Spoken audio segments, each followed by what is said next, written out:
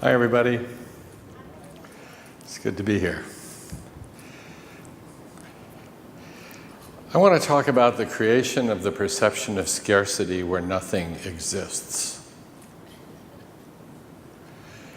When I was the dean at the University of Virginia, I had the privilege of living in Pavilion 9, the building on the lower left, on Jefferson's lawn.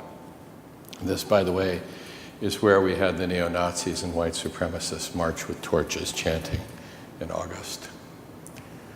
And having dinner in that house, I could invite people. I invited the head of an investment bank, and I said, Mr. Jefferson would ask, what do you know about the world that we don't know because we don't do what you do? And he said, I don't know what you're asking.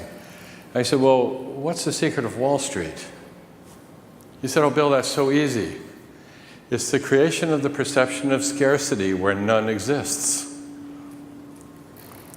The creation of the perception of scarcity where none exists. This is getting us to move and to think we're going to miss out. Scarcity. But what would happen if we had a perception of scarcity where nothing existed? So I was asked by the financial institutions in the Netherlands to do a talk on circular economy, because I was called the father of the circular economy at Davos, and they heard that, and they said, will you come and talk to us? So I looked simply at the financial markets, and without knowing much about economics, I took the GDP of the world and drew a circle, and I took the GDP measurements and studied them in terms of being 1/3 goods, 1/3 value-added goods, and 1/3 services. And then I measured the entire size of the financial markets. And this is what we found. 8% of the world is actually sort of real. 92% of the financial markets are derivatives, arbitrage, trading, not based on any assets. Imagine this.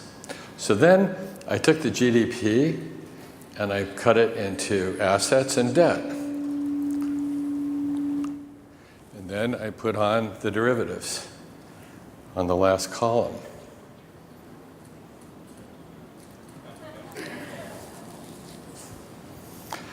The creation of the perception of scarcity where nothing exists. This has led us to the point there are 3 individuals in the United States who have wealth equal to 1/2 of the US population. Bill Gates, Warren Buffett, and Jeff Bezos have the wealth of 150 million Americans. Equal. Imagine. 8 individuals in the world have wealth equal to 1/2 of the human population. 3.5 billion people. 8 individuals. So as we talk about the circular economy, as we talk about our work, and how do we grow our business, and how do we grow to help people around the world, we better get back to fundamentals, because we have to go to our values now, not just value. This isn't the notion of statistical significance. This is the notion of values and meaning. This is not about smart, it's about wise. It is not about artificial intelligence, it's about natural intelligence. And if we look at the world and say, well, where do we come from? So we can understand where we might go. Let's go back to fundamentals. The Earth is powered by the sun, basically. And we have a rock in space with a little water, a dead rock in space. And all of a sudden, we get the sun combining with that dead rock and water, carbon from the atmosphere, and we get soil. And that is the beginning of us. And we need humility, and it's very clear because the words human, humus, and humility all come from the same root. To be humble is to be grounded.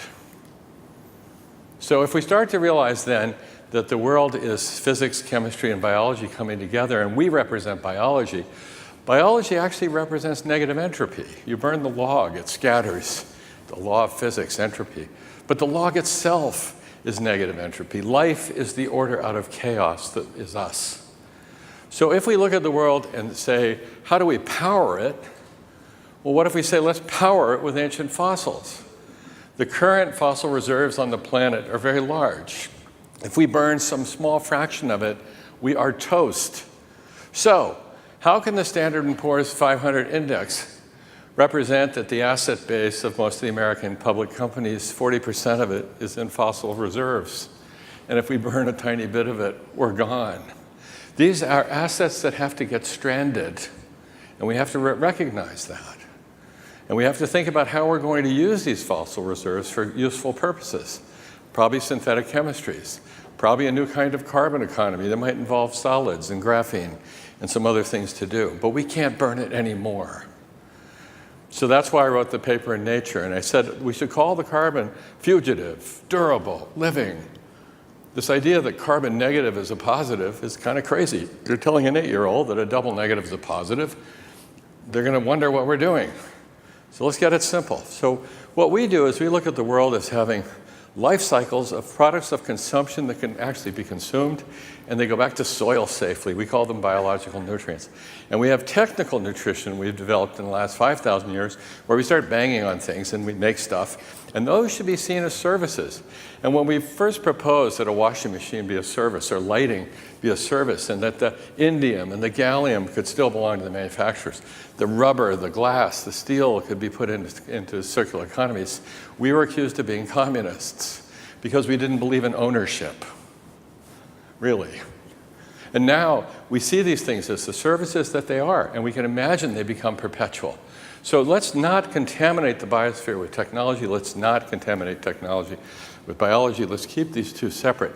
But let's also imagine that because we have to grow GDP, of course we do, let us think of goods and services, of course, but let us also think of goods as services. And notice that the word we use is goods, not bads.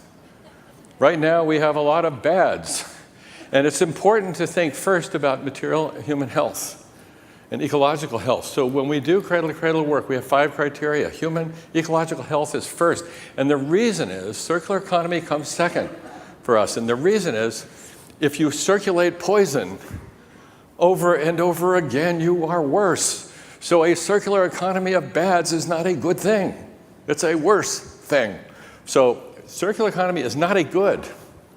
What is good? Healthy, safe, shared, generous is good. When we look at the concept of circular economy, I had the privilege of seeing this chart put up by the Dutch banks where they said, this is what we've seen. It starts here. Look at this.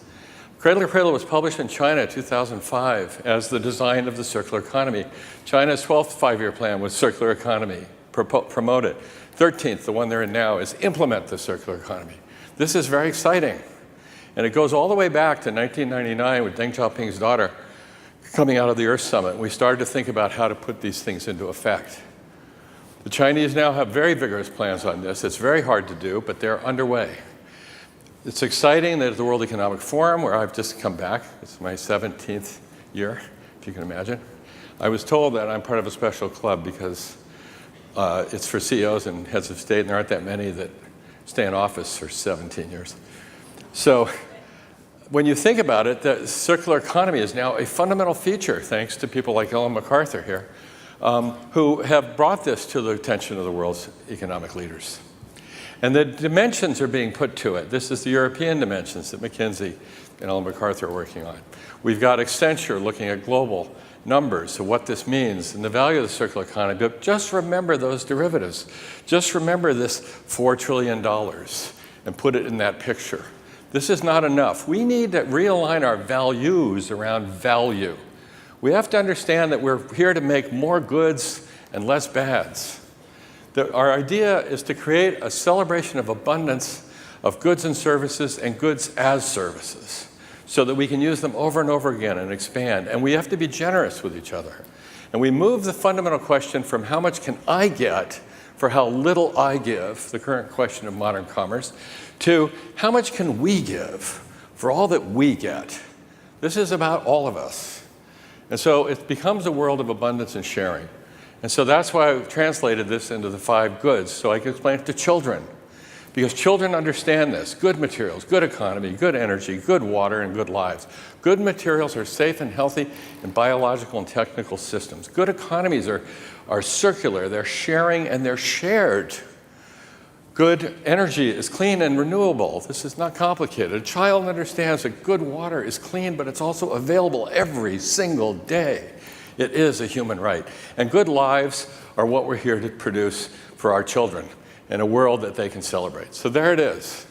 So if you do these 5 things every day, guess what happens? We have found that in our design work, you turn out to achieve all 17 Sustainable Development Goals at once. Thank you.